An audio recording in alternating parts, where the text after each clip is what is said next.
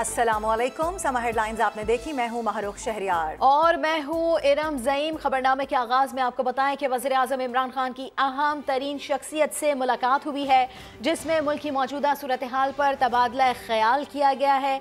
वज़ीर आज़म इमरान खान ने बनीगाला में अहम तरीन मुलाकात की। मौजूदा सियासी हालात के तनाजुर में इस मुलाकात को काफ़ी अहम करार दिया जा रहा है। तो आपको बताते चलें, वज़ीर आज़म की अहम तरीन शख्सियत से ये मुलाकात मौजूदा सियासी सूरत हाल पर तबादला ख्याल किया गया है। वज़ीर आज़म इमरान खान ने बनीगाला में अहम तरीन मुलाकात की है। मौजूदा सियासी हालात के तनाजुर में इस मुलाकात को बहुत अहमियत दी जा रही है। कहा जा रहा है कि मुलाकात बड़ी अहमियत की हामिल है। वज़ीर आज़म इमरान खान ने अहम शख्सियत से मुलाकात की है, जिसमें मुल्क की मौजूदा सूरत हाल पर तबादला ख्याल किया गया है। वज़ीर आज़म इमरान खान बनीगाला में मौजूद थे, वहीं पर यह अहम मुलाकात हुई है। मौजूदा सियासी हालात के तनाजुर में इस मुलाकात को बहुत अहम करार दिया जा रहा है। अपोजिशन लीडर शहबाज शरीफ कहते हैं उनके हर आर्मी चीफ के साथ बेहतरीन ताल्लुकात रहे। इस्लामाबाद और रावलपिंडी के दरमियान पुल का किरदार अदा किया। प्रोग्राम नदीम मलिक लाइव में नए आर्मी चीफ की तैनाती या तौसी से मुतालिक सवाल पर बोले, आइन और कानून के मुताबिक मुल्क की मफाद में फैसला करेंगे। आर्मी चीफ से आपके ताल्लुकात कैसे? मेरे तो हर आर्मी चीफ से ताल्लुकात अल्लाह ताला के फजल का हिस्टोरिकली ठीक रहे, बहुत अच्छे रहे। ये बात सही है। नहीं, मैं आपको मैं खुदा लगती बात बता रहा हूँ।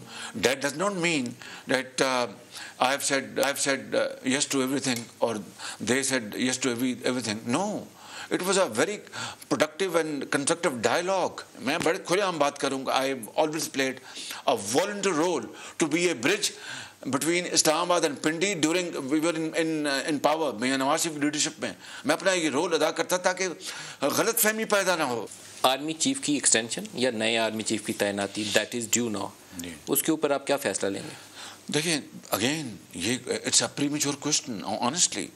वो जो अगर ऐसी सूरत अल्लाह ताला बनाता है, ऐसा मौका अल्लाह ताला देता है, तो उसका एक प्रोसेस है, कंसल्टेटिव प्रोसेस है। उसके बाद आइन और कानून के मुताबिक जो भी फैसला है वो हम करेंगे इंशाअल्लाह, जो मुल्क के बेहतरीन मफाद में है।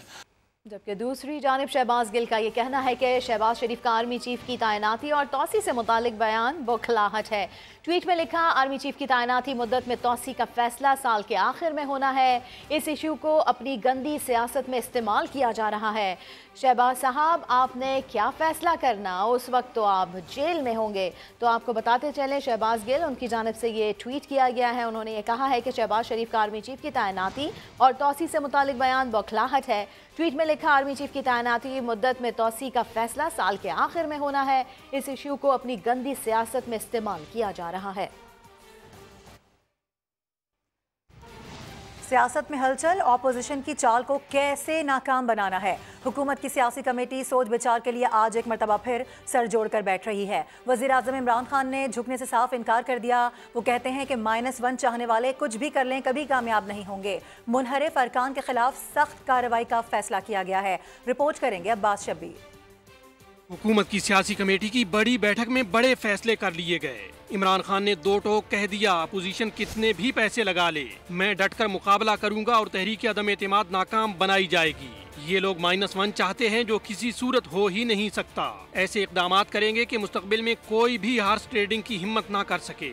ये दावा भी किया कि कौम 27 मार्च के जलसे में तब्दीली के साथ नजर आएगी। वजीर आजम का मुनहरिफ अरकान के खिलाफ कानूनी कार्रवाई का भी फैसला। इजलास में वजीर आजम ने हार्स ट्रेडिंग के खिलाफ सदारती रेफरेंस दायर करने का ग्रीन सिग्नल भी दे दिया। आइन के आर्टिकल 63 की तशरीह करने की दरखास्त करते हुए सवालात उठाए जाएंगे कि पैसों के बदले मुनहरिफ अरकान क्या वोट डाल भी सकते हैं या नहीं, इनके वोट की कानूनी हैसियत क्या होगी, ऐसे अरकान की नाअहली ताहयात होगी या नहीं। इस कन्फ्यूजन को दूर करने के लिए सुप्रीम कोर्ट से पूछ लिया है कि आप बता दीजिए कि हॉर्स ट्रेडिंग आइन अलाउ करता है या नहीं अलाउ करता। तो सुप्रीम कोर्ट इसके ऊपर प्रेसिडेंशियल रेफरेंस जाएगा, सुप्रीम कोर्ट फैसला कर देगी। ये रेफरेंस इंशाल्लाह ताला जो है ये मंडे को फाइल हो जाएगा। फवाद चौधरी का ये भी कहना था कि मुनहरिफ अरकान के खिलाफ नाअहली की कार्रवाई शुरू करने के लिए स्पीकर से भी जल्द राब्ता कर लिया जाएगा। वज़ीर दिफा परवेज़ खटक का रात गए तरीन ग्रुप के मरकजी रहनुमा चौधरी से राब्ता, फौरी तौर पर इंतहाई कदम न उठाने की दरख्वास्त कर दी है। परवेज़ खटक का कहना था कि जल्द पेशरफ से आगाह करेंगे, अहम फैसले रोक लें। और चौधरी से वफाकी वज़ीर फवाद चौधरी ने भी टेलीफोन पर बात की। और जिक्र करेंगे इस्लामाबाद के सिंध हाउस पर यलगार का। तहरीक इंसाफ यूथ विंग के कारकुन सिंध हाउस पर चढ़ दौड़े, दरवाजे पर लातें मारी, गेट तोड़ दिया। कराची के 2 MNA कारकुनों को लेकर आए। MNA अताउल्लाह ने गेट तोड़ने वालों की क़यादत की, जबकि फ़हीम खान ने वार्निंग दे दी। बोले ये सिर्फ ट्रेलर था, फिल्म अभी बाकी है। पुलिस ने PTI के मुतादिद कारकुनान को गिरफ्तार कर लिया।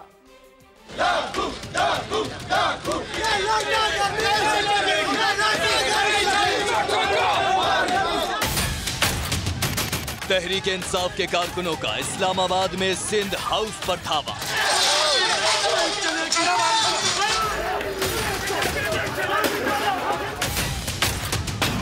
PTI के 2 अरकान कौमी असेंबली अताउल्लाह और फहीम खान यूथ विंग के कारकुनों को लेकर जमा हुए। पहले सिंध हाउस के बाहर एहतजाज किया, लोटे दिखाए गए, नारे लगाए गए।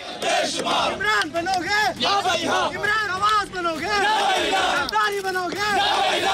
बाद में हल्ला बोला गया।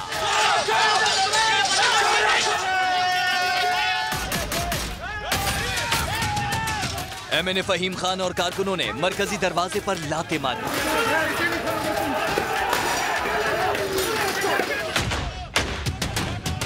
MNA अताउल्लाह छोटे गेट पर चढ़ गए, दरवाजा गिरा दिया।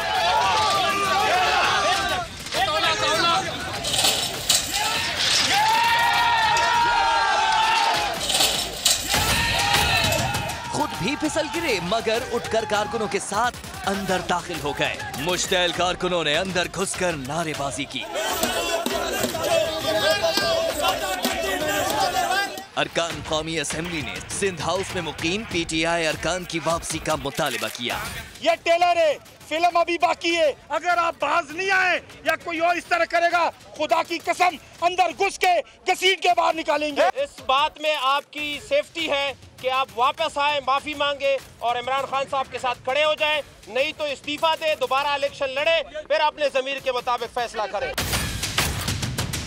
पुलिस ने PTI के मुतादिद कारकुनों को गिरफ्तार कर लिया। अताउल्लाह और फहीम खान ने कारकुनों को छुड़ाने की कोशिश की। पुलिस से तकरार हुई, जिसके बाद दोनों रहनुमा भी पुलिस वैन पर सवार हो गए। पुलिस PTI अरकान असेंबली और कारकुनों को थाने ले गई। सिंध हाउस पर धावे की इत्तला पर JUI के अरकान भी वहां पहुंचे, मगर पुलिस से मुज़ाकरात के बाद वापस चले गए। सिंध हाउस में तोड़फोड़ करने वाले पाकिस्तान तहरीक इंसाफ के 13 कारकुनों को रिहा कर दिया गया। थाना सेक्रेटरीट पुलिस ने इलाका मजिस्ट्रेट से जमानत मिलने के बाद तमाम कारकुनों को रिहा किया। मुल्जिमान की जानिब से 30,000 के मचलके भी जमा कराए गए। PTI कारकुनों पर कार्य सरकार में मुदाखलत और सरकारी अमलाक को नुकसान पहुँचाने का मुकदमा दर्ज किया गया था। मुकदमे में दफ़ा 144 की खिलाफ वर्जी भी शामिल थी। सिंध हाउस के अंदर और बाहर सियासत की खींचातानी। सिंध हाउस में मौजूद 1 से ज़्यादा लोगों ने पार्टी से राब्ता किया। अगर कोई फैसले पर नजरसानी करना चाहता है तो शो कॉज में जवाब दे। असद उमर ने दावा कर दिया।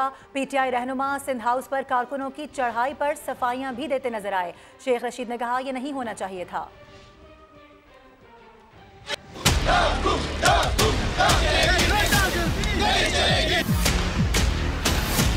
सिंध हाउस में क्या खिचड़ी पक रही है, ये जानने के लिए PTI अरकान लोटे लेकर चढ़ दौड़े। और जैसा कि फवाद चौधरी ने कहा था, मैं कल ही आपको बता रहा था कि हम बड़े शरीफ लोगों की पार्टी हैं, लेकिन शाह साहब ने तो हद ही कर दिया शराफत की। इतने भी नहीं है, थोड़े से जब ज़रूरत पड़ी तो कर लेंगे। असद उमर ने साफ हाथ उठा लिए, कहा हम ऐसा कर ही नहीं सकते। कोई पार्टी की तरफ से कोई हिदायत नहीं है कि किसी को जाके डराया धमकाया गया। वो हमारी सियासत ही नहीं है, हम इस किस्म की सियासत में यकीन नहीं करते। असद उमर ये दावा करते भी नजर आए कि सिंध हाउस में मौजूद 1 से ज़ायद अफराद ने उनसे रब्ता किया है। हम उनसे कहते हैं कि अगर कोई फैसले पर नजरसानी करना चाहता है तो शो कॉज में जवाब दे। वज़ीर दाखिला शेख रशीद ने सिंध हाउस पर धावा बदनसीबी करार दे दिया। ये बदनसीबी है, ये हालात कंट्रोल होने चाहिए और ये ऐसा नहीं होना चाहिए। पुलिस को भी वहाँ लगाया गया है, सिंध की पुलिस भी है, इस्लामाबाद की पुलिस भी है, और ये कोई अच्छी बात नहीं है। शहबाज गिल की सफाइयाँ अजीब थीं।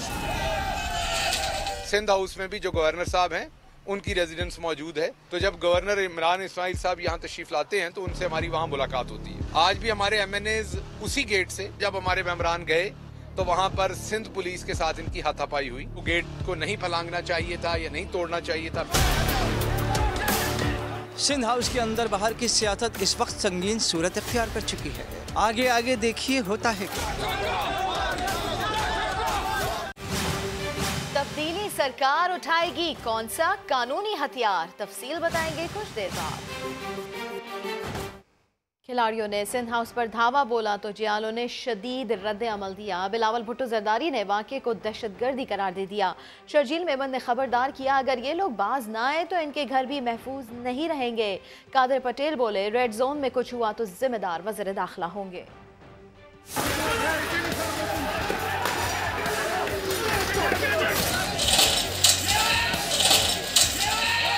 सिंध हाउस पर हमला दहशतगर्दी है। चेयरमैन पीपल्स पार्टी बिलावल भुट्टो कहते हैं, सिंध हाउस पर मुनज़्ज़म मनसूबाबंदी से हमला सिंध पर हमला है। दर्जनों चौकियां अबूर करके हमलावरों का रेड जोन पहुंचना सवालिया निशान है।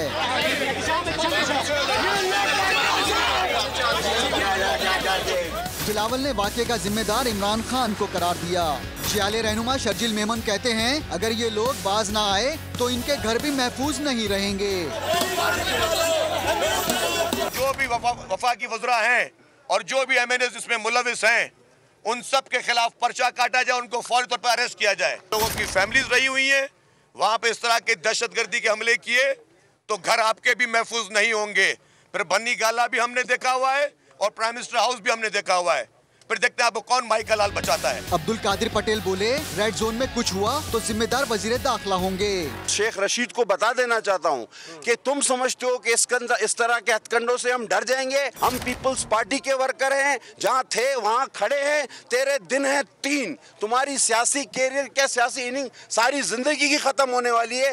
तेरा क्या होगा। उधर कराची में भी पीपी रहनुमा जावेद नागोरी और शैला रजा ने कारकुनान के साथ गवर्नर हाउस पर एहतजाज किया। सिंध हाउस के अतराफ में 40-50 शेरू 2 MNAs के साथ आए हैं। अगर उनके MNAs इन 40-50 टुच्चों को लुफंगों को लेकर आएंगे तो फिर ये भूल जाएं कि ये किसी भी जगह पाकिस्तान में कहीं निकल सकेंगे। मलीर नेशनल हाईवे और लियारी में भी कारकुनान ने सिंध हाउस पर पेश आने वाली सूरत-ए-हाल पर एहतजाज किया। और मरियम नवाज ने भी सिंध हाउस वाक़े पर रद्द-ए-अमल देते हुए हुकूमत पर तनकीद कर दी। ट्वीट में लिखा, हुकूमत तो नहीं बचा सकते, बची कुची इज्जत बचा कर ही निकल जाओ भाई।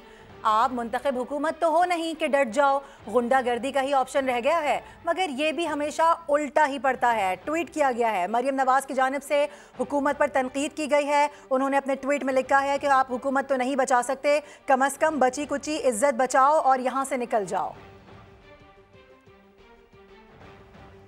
पाकिस्तान तहरीक इंसाफ का मुनहरिफ अरकान कौमी असम्बली को शोकॉज जारी करने का फैसला सामने आया है। अरकान को 7 रोज़ में माफ़ी मांगकर पार्टी में गैर मशरूत वापसी की मोहलत भी दी गई है। जवाब न देने वालों के खिलाफ कानूनी कार्रवाई की जाएगी। तो पाकिस्तान तहरीक इंसाफ ने मुनहरिफ अरकान कौमी असम्बली को शोकॉज जारी करने का फैसला किया है। अरकान को 7 रोज़ में माफ़ी मांगकर पार्टी में गैर मशरूत वापसी की मोहलत दी गई है। और अब आपको बताएं कि मुस्लिम लीग काफ के सदर चौधरी शुजात हुसैन का कहना है कि ये पहला इलेक्शन है जिसमें ना कोई वोट खरीद रहा है और ना ही कोई वोट बेच रहा है। ये महज प्रोपेगेंडा है। उन्होंने एक बार फिर हुकूमत और अपोजिशन से अपने जलसे मुलतवी करने की अपील की है। चौधरी शुजात हुसैन ने कहा कि वज़ीर आज़म ने सिंध हाउस में नोटों की बोरियां खुलने का जिक्र किया, ये महज प्रोपेगेंडा है। चौधरी शुजात ने कहा कि वुज़रा का कहना है 10 लाख के मजमूए से गुजर कर इमरान खान के खिलाफ वोट डालना होगा, मगर जब कोई वोटर फैसला कर ले तो 10 लाख क्या 10 करोड़ का मजमुआ भी नहीं रोक सकता।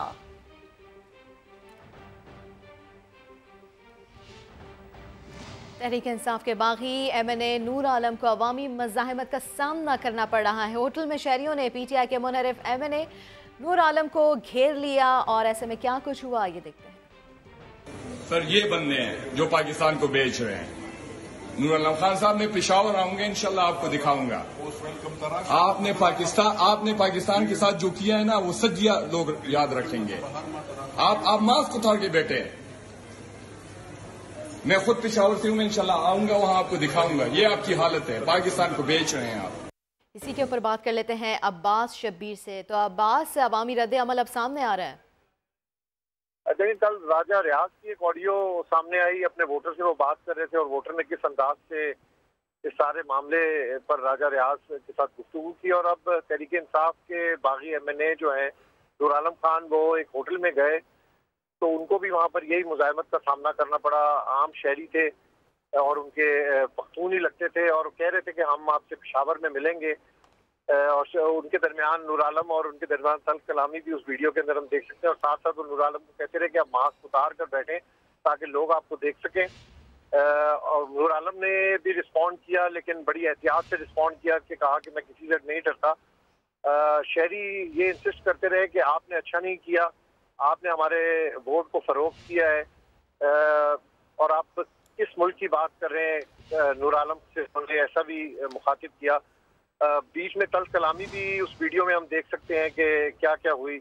साथ साथ उन्होंने कहा कि आप लोग मुल्क को बेच रहे हैं और आप जरा पेशावर हल्के में आए फिर आपसे बात करेंगे। तो ये हल्के के लोगों का रिएक्शन इस मामले पर आना शुरू हो गया है। राजा रियाज, फिर मुजाहरे भी मुल्क भर के अंदर हो रहे हैं। तो ये रिएक्शन है जो कि नूर आलम की वीडियो के अंदर हम देख सकते हैं एक आम शहर का। बहुत शुक्रिया अब्बास शबीर आपका। दूसरी जाने पीपल्स पार्टी की रहनुमा महताब अकबर राशिदी का कहना है कि ज़मीरों के सौदे सिंध हाउस में नहीं तो छांगा मांगा या किसी होटल में हो जाएंगे। मकाम की बात नहीं, जो हो रहा है उस पर तशवीश होनी चाहिए। वो समा से गुफ्तगू कर रही थी। हमेशा ज़मीरों के सौदे उसमें नहीं होंगे तो किसी छांगा मांगा में होंगे, किसी और होटल में होंगे, किसी की जगह पे हो जाएंगे। बात यह है कि हो क्या रहा है इस पर तशवीश होनी चाहिए। फ़ायदा नुकसान की बात नहीं है, बात यह है कि लोगों का सब्र जवाब दे जाता है। मेरा ये ख्याल है कि आगे चल के इनको कोई कॉन्स्टिट्यूशनल अमेंडमेंट लानी चाहिए और बजाय 5 साल के 4 साल की हुकूमत होनी चाहिए। अटॉर्नी जनरल खालिद जावेद खान कहते हैं आर्टिकल 63 की तशरीह के लिए सुप्रीम कोर्ट से रुजू का फैसला हो गया। सदारती रेफरेंस जल्द दायर किया जाएगा। हुकूमत आइन और कानून के दायरे से बाहर नहीं जाएगी। अटॉर्नी जनरल खालिद जावेद खान ने अपने बयान में कहा कि मुनहरिफ अरकान को 5 साल के लिए नाअहल करने का कोई ऑर्डिनेंस तैयार नहीं हुआ। आर्टिकल 186 के तहत सदारती रेफरेंस पर सुप्रीम कोर्ट से राय ली जाएगी। अटॉर्नी जनरल ने बताया कि सदारती रेफरेंस पर काम शुरू कर दिया गया है जो पीर तक सुप्रीम कोर्ट में दायर कर दिया जाएगा। सुप्रीम कोर्ट की राय के बाद आर्टिकल 63 से मुतालिक बहस अज खुद खत्म हो जाएगी। पहले तोलें फिर बोलें और हुकूमत जाएगी या नहीं जाएगी, ये एक सवाल है जो आजकल बहुत ज़्यादा गर्दिश कर रहा है। PTI के मुनहरिफ अरकान के खिलाफ कार्रवाई और वोटिंग से पहले पेशगी नाअहली समेत मुख्तलिफ ऑप्शंस की बाशगश सुनाई दे रही है। क्या वाकई हुकूमत के पास मुश्किलात के भंवर से निकलने का कोई कानूनी रास्ता मौजूद है? जानते हैं इस्लामाबाद से सुहेल रशीद की रिपोर्ट में।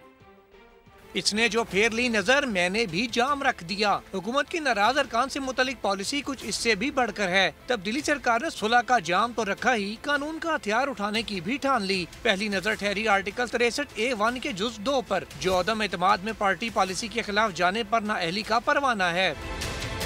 क्या सिंध हाउस में अपोजिशन के साथ पार्टी करने वाले हुकूमती अरकान के खिलाफ 63A को अदम एतमाद पर वोटिंग से पहले इस्तेमाल किया जा सकता है? कानूनी माहिरीन कहते हैं वाज़े लिखा है कि कार्रवाई वोट देने के बाद ही मुमकिन है। क्या पता ये मेंबर्स राजी हो जाए इनके साथ। जब तक उन्होंने वोट ही नहीं कास्ट किया, आप हक राय दही से रोकने के लिए सुप्रीम कोर्ट में जाएंगे कि जनाब इनको हक राय दही से रोक दिया जाए। प्रोसेस को कभी भी नहीं रोका जाता। अगर कोई ग्रीवियंस उससे राइज होगी तो उसका प्रोसीजर दिया हुआ है। दूसरा ऑप्शन स्पीकर का 63A की तशरीह का रेफरेंस सुप्रीम कोर्ट में ज़ेर इल्तवा होने को बुनियाद बनाकर ऐवान की कार्रवाई गैर मुअय्यना मुद्दत तक मुलतवी करने का है। अगर स्पीकर ऐसी रूलिंग दे दें तो आर्टिकल 69 अपोजिशन को इसे अदालत ले जाने में रुकावट बन सकता है। मावराए आइन कानून आपको कोई ऐसी इजाजत नहीं, क्योंकि लार्जर बेंच के डिसीजन आ चुके हैं कि आइन को एब्रिकेट तो आप कर नहीं सकते। तमाम जतन बेकार हो गए तो हुकूमत के पास आर्टिकल 95 के मुताबिक तहरीक अदम एतमाद की करारदाद पर वोटिंग के सिवा कोई चारा नहीं होगा और अपोजिशन ने अक्सरियत साबित कर दी तो वज़ीर आज़म को ओहदा छोड़ना ही पड़ेगा। डिप्टी कमिश्नर इस्लामाबाद ने रेड जोन में सियासी जलसों की इजाज़त देने से इनकार कर दिया। कहते हैं जलसे के लिए 2 दरख्वास्तें मिली हैं, लॉन्ग मार्च की भी इत्तला है। अभी तक किसी को जलसों की इजाज़त नहीं दी।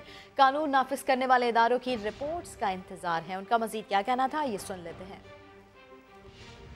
जोन के अंदर जो है पॉलिटिकल पार्टीज़ को अलाउड नहीं है। हम अपने सिक्योरिटी मेजर्स पूरे कर रहे हैं। अभी तक जो दरखास्तें हैं वो अंडर एग्जामिनेशन है, तो उसके ऊपर जो लॉ एंड ऑर्डर की हमारे अपने SOPs बने हुए हैं उसमें यही होता है कि जलसागाह उसी को दी जा सकती है, या तो जो पहले अप्लाई करे या फिर ये है कि कंट्रोल करने के लिए कोई कॉन्फ्लिक्ट ना हो तो ऑल्टरनेट रूट्स, ऑल्टरनेट जगह भी हम दे सकते हैं, ऑल्टरनेट टाइम्स भी हम कर सकते हैं, रिटन श्योरिटीज़ भी हम ले सकते हैं। हमने 2000 से ज़्यादा पुलिस ऑफिशियल्स हैं जो ऑन ड्यूटी होंगे, तमाम मैजिस्ट्रेट्स ऑन ड्यूटी होंगे। इस्लामाबाद हाई कोर्ट का रिटन ऑर्डर आ चुका हुआ है।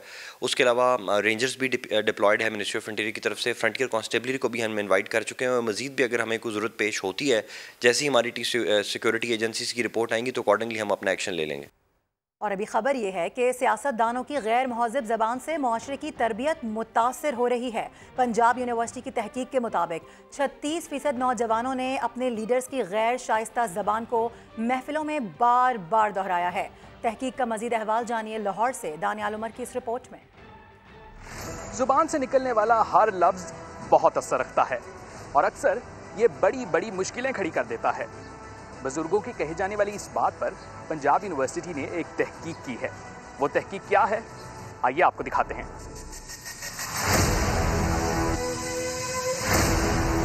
सियासी टेस्ट ट्यूब बेबी है, बाप कहेगा, हम कह रहे हैं आप ले जाएं अपने एक दूसरे को हम मत बताएं। जनरल ज़िया ने इसको गोद में पठान के मुंह में दूध की चूसनी लगाई थी इसके मुंह में। Cool down, calm down. इतना बड़ा किधर रावण रोडो, इनका गरीबान हो और आपका और हमारा हाथ हो। सियासतदान सियासी पॉइंट स्कोरिंग के चक्कर में जो दिल में आता है बोल देते हैं। ये अल्फाज इनके कारकुनों और माशरे पर गहरा असर डालते हैं। शोबा मास कम्युनिकेशन के मुहक्किकीन ने सियासतदानों की आमियाना गुफ्तगू पर खास नजर डाली। आइडिया ये था कि ये चेक किया जाए कि जो पॉलिटिकल लीडर्स हैं उनकी जो फाउल लैंग्वेज होती है या अनसिविल गैर शाइस्ता ज़ुबान होती है, उसका ग्रास रूट लेवल पे क्या इफ़ेक्ट होता है। नौजवानों पर होने वाली इस तहकीक ने सियासी अखाड़े के बारे में अहम इंकशाफात किए। दुख इस बात का है कि 36% नौजवानों ने अपने लीडरों की गैर शाइस्ता जुबान को महफिलों में बार बार दोहराया। 45% नौजवानों ने नापसंदीदगी का इजहार करते हुए कहा कि वो नाशाइस्ता जुबान की बुनियाद पर इलेक्शन में वोट का फैसला करेंगे। 42% यूथ ने अपने पसंदीदा लीडर की मुखालिफिन पर गैर मुहज्जिब जुबान से इख्तिलाफ किया। 22% न्यूट्रल रहे। 40% ने कहा कि दोस्तों में अपने लीडर की जुबान का दिफा करना मुश्किल हो जाता है। 24% यहाँ भी न्यूट्रल रहे। तहकीक के मुताबिक पार्टियों से गहरी वाबस्तगी रखने वालों पर इसके मनफी असरात ज्यादा होते हैं। खान साहब ने जो है वो मुस्लिम लीग के वोटर्स को के लिए गधे का लफ्ज़ इस्तेमाल किया, तो जब उन्होंने वो वर्ड यूज़ किया तो कराची में कुछ पीटीआई के सपोर्टर्स ने एक गधे के ऊपर नवाज शरीफ लिखा और बाकायदा तौर पे उस गधे को जो है वो ज़दोकूब किया, उसको मारा। तहकीक के आखिर में इलेक्शन कमीशन और इस्लामी नजरियाती काउंसिल को तजवीज दी गई है कि गैर मुहज्जिब जुबान के खिलाफ मुकम्मल कानून साजी हो ताकि कौम को अच्छे सियासतदान और अच्छे बयान सुनने को मिले। कैमरामैन इशफाक अब्बासी के साथ दानियाल उमर, समा, लाहौर। आपको लिए चलते हैं। कादिर मंदखोयल मीडिया से गुफ्तगू कर रहे हैं। कोर्ट का वकील है, मेरा पैनल मौजूद है हमारे पार्टी के साथ। इंशाल्लाह हम उसको मुंतकी अंजाम तक पहुँचाएंगे। ऑलरेडी 22 के पिटीशन राजा नजीर एडवोकेट के जरिए हमने फाइल कर दी है। उसके ऊपर हेरिंग अभी दोपहर में करते हैं या जब करते हैं वो आपके सामने होंगे। देखें, बिस्मिल्लाहिर्रहमानिर्रहीम, थोड़ा सा लीगल पॉइंट पे मैं बात करूंगा कि देखें ये जो FIR सरकार की मदय्यत में दर्ज हुई है, हम इसको रिजेक्ट करते हैं। ये लीगली भी और कॉन्स्टिट्यूशनली भी ये हम इसको एक्सेप्ट नहीं करेंगे और उसके ख़िलाफ़ है, कानून के ख़िलाफ़ भी है और हमारे बेसिक राइट्स के भी ख़िलाफ़ है। देखें कि यहाँ पे विक्टिम हम हैं, एग्रीव्ड हम हैं, एग्रीव्ड सिंध हाउस है, एग्रीव्ड हमारे MNAs हैं और यहाँ पे रहने वाले लोग हैं, इनकी फैमिलीज हैं और मदई जो है वो सरकार इसकी बनेगी। मीनिंग देयर बाय कि ये चाहते हैं कि इनको मारें भी, इन पे अटैक भी इनके ऊपर करें, इन पे तशद्दुद भी करें, इनको सिंध हाउस पर हमला हुआ, हुकूमत देखती रही, कादिर मंदोखेल की जानिब से ऐसा कहा गया। और अब आपको बताएं कि कराची में शीशा कैफे आबाद हो रहे हैं। सिंध हुकूमत पाबंदी पर अमल दरामद कराने में मुकम्मल नाकाम है। शहर में शीशे से भी ज्यादा नुकसानदेह नशा वेब भी खुलेआम बेचा और इस्तेमाल किया जा रहा है। जमजम सईद की रिपोर्ट।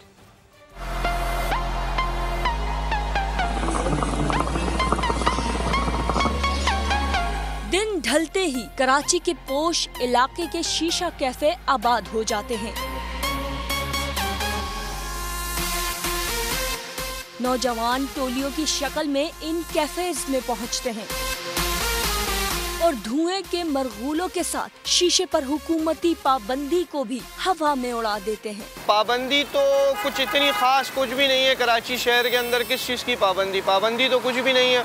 ये कि अब पैसे ज़्यादा देने पड़ते हैं, पहले पैसे कम होते थे, अब ज़्यादा देने पड़ जाते हैं पैसे, और तो कुछ भी खास वजह नहीं है। डिफेंस हो गया, फेज़ 2, फेज़ 6, जमजमा स्ट्रीट, सब जगह पे जाते हैं, सब जगह पे शीशा अवेलेबल होता है, जहाँ जहाँ मिलता है वहाँ पीते हैं। और अब शीशे जितनी और इससे भी ज्यादा मोहल्लिक मसनूआत भी सामने आ गई हैं और हुकूमत को अब तक पाबंदी लगाने का ख्याल न आने की वजह से ये छुप छुपा कर नहीं बल्कि खुले आम फरोख्त हो रहे हैं। एक जानिब जहां शीशा पीने वाले पाबंदियों को धुएं में उड़ा रहे हैं, तो वहीं दूसरी जानिब ई लिक्विड शीशा यानी वेब बआसानी जगह जगह दुकानों पर मिल रहा है।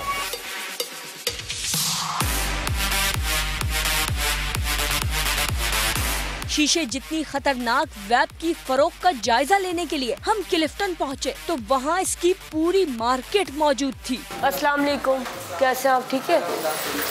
अच्छा जी, बताइएगा कुछ डिवाइसेस के बारे में, ज़रा सा मुझे इसका वेब के बारे में बता दें। मतलब शीशे की रिप्लेस जो है वेब, शीशे की रिप्लेसमेंट में ये डिवाइसेस आती है जो 80 वोट्स की होती है, ये 100 वोट की है, ये 50 वोट की है। जो 4 मोड होती है, आप अल्टरनेट सिगरेट भी यूज़ कर सकते हैं और एज अ वेब भी यूज़ कर सकते हैं। क्या प्राइस होगी इसकी? ये 7500 की है, ये 8000 की है, ये 7200। डिस्पोजेबल वेब कितने का? 2000 का है, 2500 का है। 2000 वाला दिखाओ, 2000 वाला। अभी तो मैं खाली देख रही हूँ। बाकी फ्लेवर भी है? फ्लेवर मौजूद है? कितने का है? 250 रुपये का फ्लेवर।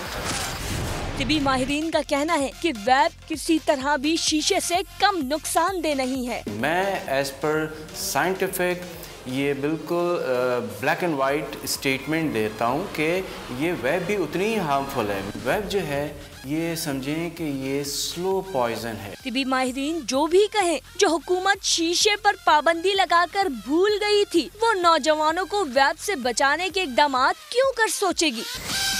शीशा हो या वेब हो, आखिर मिल ही जाता है, वो भी बआसानी से, फिर चाहे वो कानूनी हो या गैर कानूनी। कैमरामैन इम्तियाज अली के साथ जमजम सईद, सवा, कराची।